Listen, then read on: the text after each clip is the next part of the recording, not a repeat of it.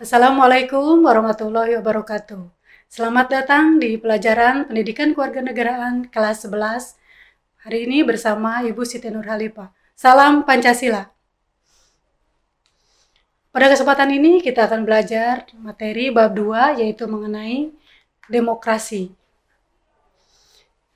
Untuk selanjutnya di sini ada sistem dan dinamika demokrasi di Indonesia. Sebelum melanjut kepada pelajaran berikutnya, baiklah Ibu akan membacakan tujuan pembelajaran pada hari ini. Yang pertama adalah peserta didik dapat menganalisis melalui sistem dan penerapan demokrasi Pancasila untuk menghargai nilai-nilai demokrasi Pancasila dengan baik. Yang kedua, melalui telaah buku, baik itu dari media cetak ataupun media elektronik, siswa memiliki keterampilan khusus untuk dapat mengerti tentang demokrasi ya karena tercantum dalam pembukaan Undang-Undang Dasar Negara Republik Indonesia tahun 1945. Yang ketiga adalah siswa dapat mempresentasikan hasil dari demokrasi Indonesia. Dan yang selanjutnya yang lebih penting adalah setelah kalian mempelajari mengenai demokrasi Indonesia bisa diterapkan baik itu di lingkungan sekolah, di lingkungan masyarakat atau keluarga, dan di lingkungan warga negara, terutama adalah negara Indonesia. Materi selanjutnya adalah, silakan kalian perhatikan gambar berikut. Apakah gambar yang terdapat dalam slide berikut? Di sini adalah situasi sedang diadakannya pemilihan umum. Yang mana di sini perhatikan, gambar di atas adalah kegiatan pemilu, yang mana pemilu merupakan sebuah upaya untuk mewujudkan kedaulatan rakyat. Selain itu, pemilu juga merupakan ciri dari negara demokratis. Kalau kita melihat pemilu adalah singkatan dari pemilihan umum, yang mana di Indonesia dilaksanakan setiap 5 tahun sekali. Pemilihan umum yang pertama itu dilaksanakan pada tahun 1955.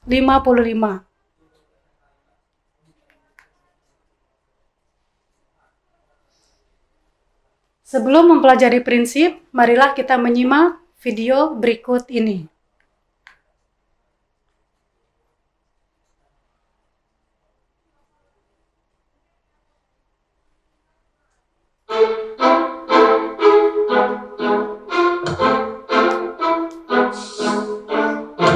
Silakan kalian perhatikan dan simak. Ini adalah contoh demokrasi. Ini adalah merupakan contoh demokrasi, karena demokrasi yang pertama adalah demokrasi yang terdapat di lingkungan keluarga. Bagaimana seorang anak memberikan pendapat kepada orang tuanya, dan bagaimana orang tua berpendapat apakah sesuai atau tidak dengan demokrasi yang terdapat di Indonesia, yaitu demokrasi Pancasila.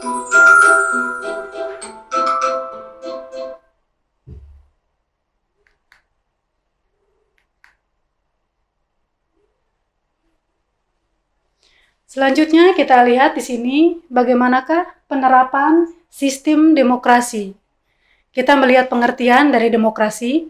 Pengertian dari demokrasi berasal dari wilayah Yunani kuno, yaitu tepatnya pada abad 5 sebelum Masehi.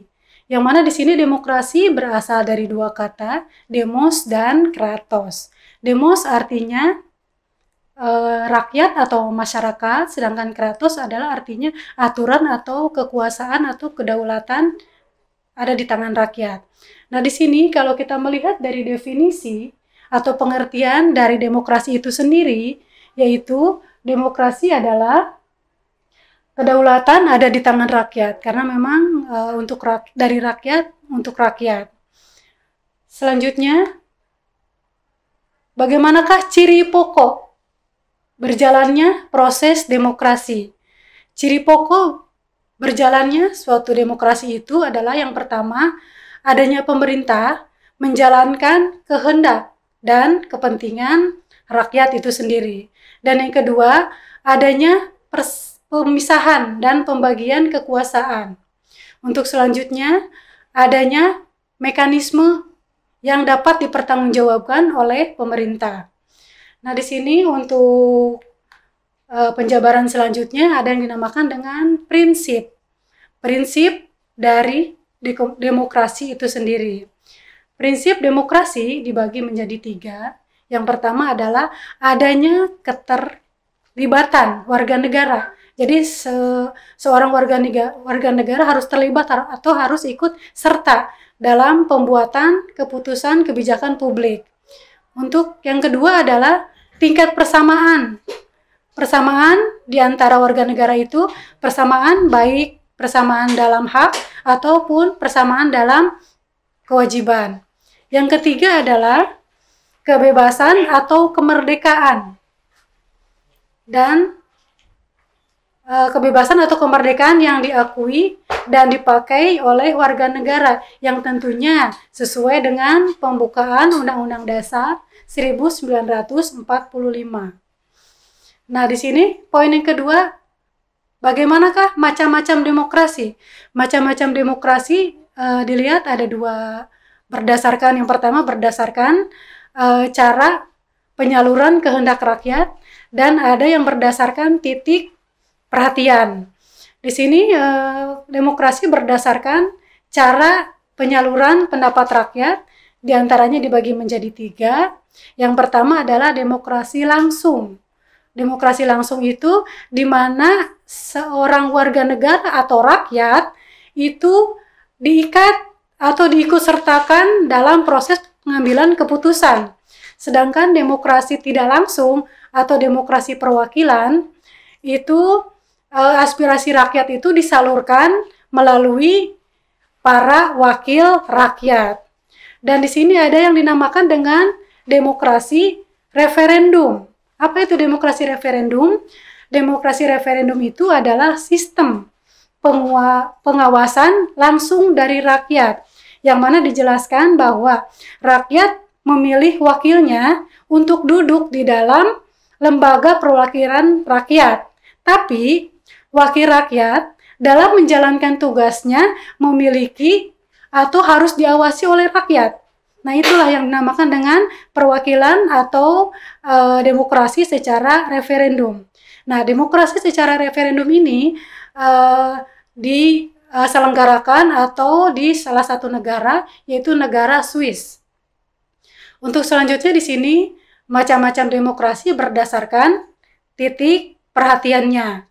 Yang pertama adalah demokrasi formal. Demokrasi formal adalah demokrasi yang menjunjung tinggi di bidang politik, tapi di sini tanpa mengurangi kesenjangan di bidang ekonomi. Untuk selanjutnya yang kedua adalah demokrasi material. Apakah demokrasi material itu? Demokrasi material adalah demokrasi yang memandang manusia mempunyai kesamaan, itu gabungan dalam demokrasi politik dan demokrasi ekonomi. Sedangkan yang ketiga adalah demokrasi gabungan. Gabungan itu adalah penggabungan antara demokrasi formal dan demokrasi non-formal. Untuk selanjutnya adalah di sini kita lihat ciri-ciri dari demokrasi. Ciri-ciri dari demokrasi diantaranya yang pertama adalah adanya keterlibatan rakyat dalam pengambil keputusan, terutama adalah kebijakan publik. Untuk selanjutnya di sini ada pengakuan, penghargaan, dan perlindungan, terutama adalah mengenai hak rakyat. Selanjutnya persamaan hak seluruh rakyat, karena memang di Indonesia itu adalah negara yang menganut persamaan antara hak dan kewajiban. Untuk selanjutnya di sini ada satu lembaga peradilan dan lembaga kehakiman itu adalah dengan sistem independen. Selanjutnya ada kebebasan pers, dan di sini pemilu yang diakui itu harus jujur dan adil. Untuk selanjutnya pengakuan terhadap perbedaan. Karena memang di Indonesia mengenal berbagai macam perbedaan dan berbagai macam suku, bangsa, dan daerah, walaupun berbeda-beda tapi tetap satu tujuan, itulah Bhinneka Tunggal Ika.